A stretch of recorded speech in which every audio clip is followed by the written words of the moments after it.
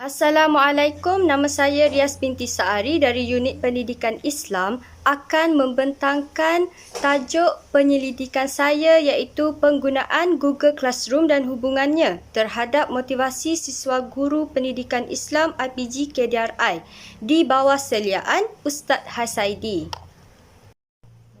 Jadi, mari kita lihat pengenalan kajian.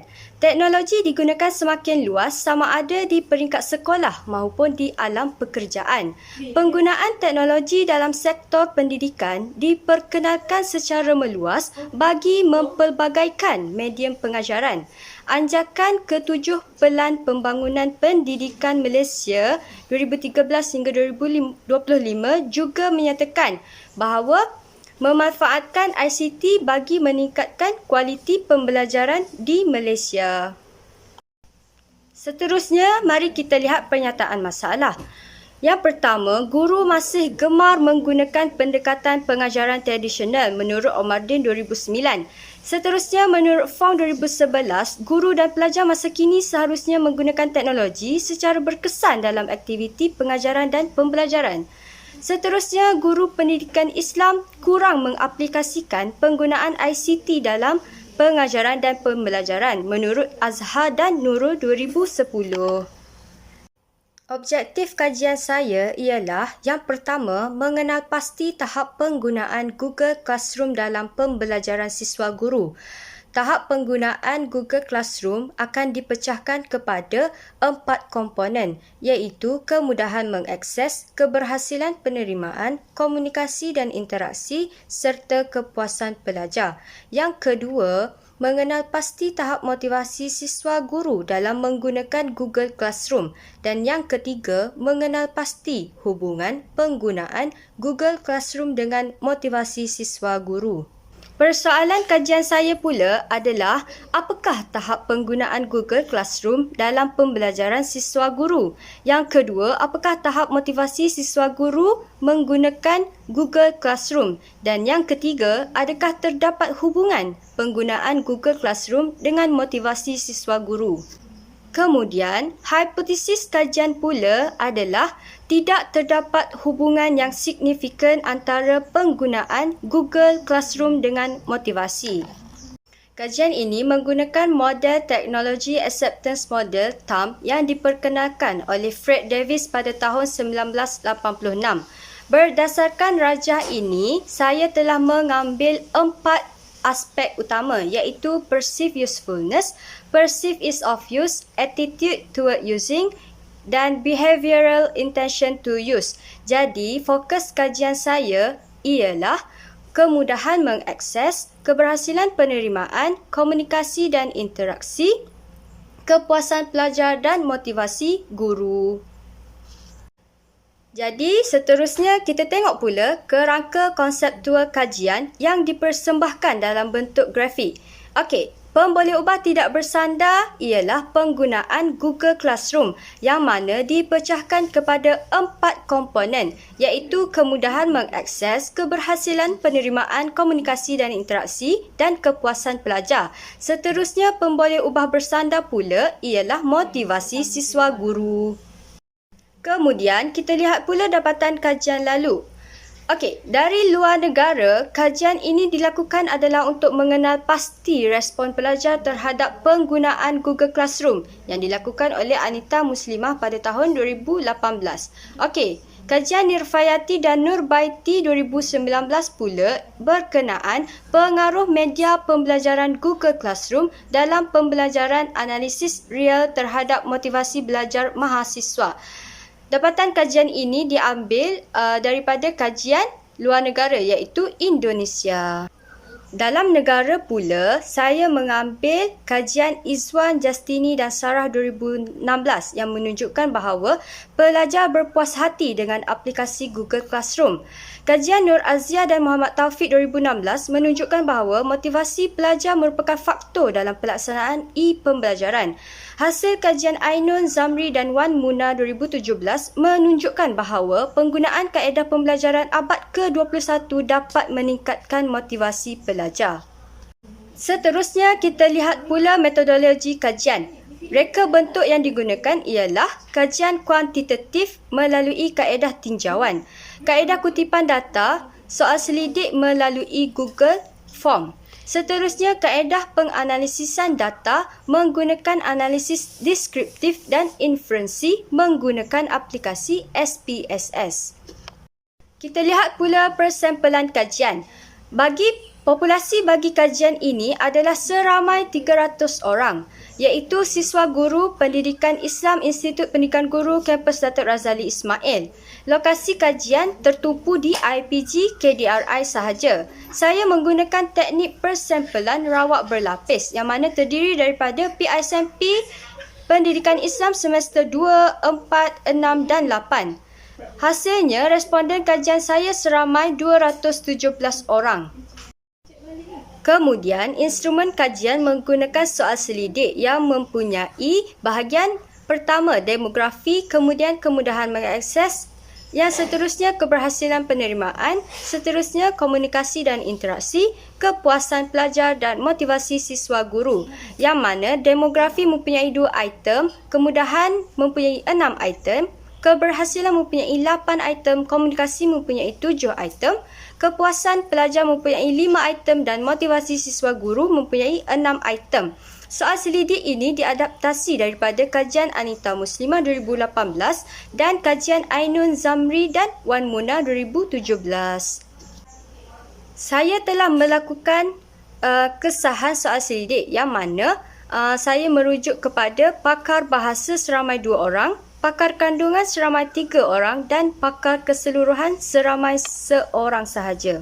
Seterusnya, untuk dapatan kajian rintis, saya telah menggunakan seramai 30 orang sampel. Nilai keseluruhan Alpha Cronbach ialah 0.951. Berdasarkan Bond and Fox 2007, nilai yang saya perolehi sangat baik dan efektif. Jadi, saya boleh menggunakannya untuk kajian sebenar. Seterusnya, untuk dapatan kajian, bagi taburan demografi, saya telah mengumpul 2 maklumat iaitu jantina dan semester. Bagi jantina lelaki ialah 48, perempuan 169. Bagi semester 2, 86, semester 4, 72, semester 6, 40 dan semester 8, 19 orang. Untuk analisis deskriptif, saya telah menggunakan jadual interpretasi skor min yang dicadangkan oleh Nanelli tahun 1978. Untuk skor min 1.00 hingga 2.00 berada pada tahap interpretasi skor min yang rendah. Untuk skor min 2.01 hingga 3.00 sederhana rendah. Untuk skor min 3.01 hingga 4.00 berada pada tahap sederhana tinggi. Untuk skor min 4.01 hingga 5.00 mempunyai interpretasi skor min pada tahap tinggi.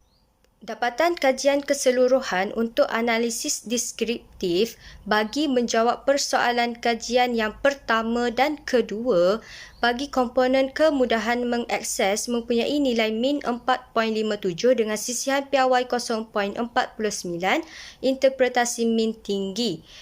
Komponen keberhasilan penerimaan mempunyai min 4.18, sisihan piawai 0.61, mempunyai interpretasi min tinggi. Untuk komponen komunikasi dan interaksi mempunyai nilai min 4.11, sisihan piawai 0.67, interpretasi min yang tinggi. Untuk kepuasan pelajar mempunyai min 4.21, sisihan piawai 0.64, interpretasi min tinggi. Untuk item motivasi siswa guru mempunyai min 4.19, sisihan piawai 0.62 dan interpretasi min tinggi. Jadi, secara keseluruhan komponen mempunyai nilai min 4.25, sisihan piawai 0.50, interpretasi min tinggi. Jadi, kita dapat lihat bahawa tahap penggunaan Google Classroom berada pada tahap tinggi dan motivasi siswa guru juga berada pada tahap tinggi. Untuk menjawab soalan kajian yang ketiga, Adakah terdapat hubungan penggunaan Google Classroom dengan motivasi siswa guru? Saya telah melakukan analisis inferensi menggunakan korelasi Pearson. Bagi komponen kemudahan mengakses dengan motivasi siswa guru mempunyai nilai 0.452 dengan korelasi Pearson 0.000, interpretasi hubungan sederhana. Bagi komponen keberhasilan penerimaan dengan motivasi siswa guru mempunyai nilai 0.586 dengan korelasi Pearson 0.000 mempunyai interpretasi hubungan sederhana. Bagi komponen komunikasi dan interaksi dengan motivasi siswa guru mempunyai nilai 0.660 dengan nilai korelasi Pearson 0.000 mempunyai interpretasi hubungan sederhana. Bagi komponen kepuasan pelajar dengan motivasi siswa guru mempunyai nilai 0.727 dengan korelasi Pearson 0.000 mempunyai interpretasi hubungan kuat. Bagi keseluruhan, komponen penggunaan Google Classroom dengan motivasi siswa guru mempunyai nilai 0.728 dengan korelasi Pearson 0.000 mempunyai interpretasi hubungan kuat. Jadi, kita dapat lihat bahawa terdapat hubungan yang signifikan antara penggunaan Google Classroom dengan motivasi siswa guru. Hasil perbincangan, nilai R bersamaan 0.728, nilai P bersamaan 0.00, nilai P kurang daripada 0.05. Hal ini menunjukkan bahawa hipotesis awal berjaya ditolak. Kemudian kita lihat pula implikasi kajian ini. Untuk penyelidik dapat memberi pengetahuan yang mendalam tentang penggunaan teknologi dalam pendidikan. Untuk pensyarah pula dapat membantu pensyarah merancang kaedah pengajaran yang sesuai dengan tahap siswa guru.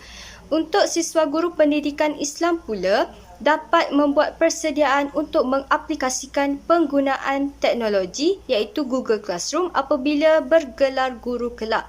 Untuk IPG KDRI pula dapat membuat penambahbaikan terhadap pelaksanaan PDP menggunakan Google Classroom dalam tempoh PDPR. Seterusnya, cadangan kajian ialah memperluaskan populasi dan lokasi kajian. Seterusnya, menukar reka bentuk kajian kepada kualitatif. Dan akhir sekali, mengkaji penggunaan Google Classroom terhadap pencapaian pula.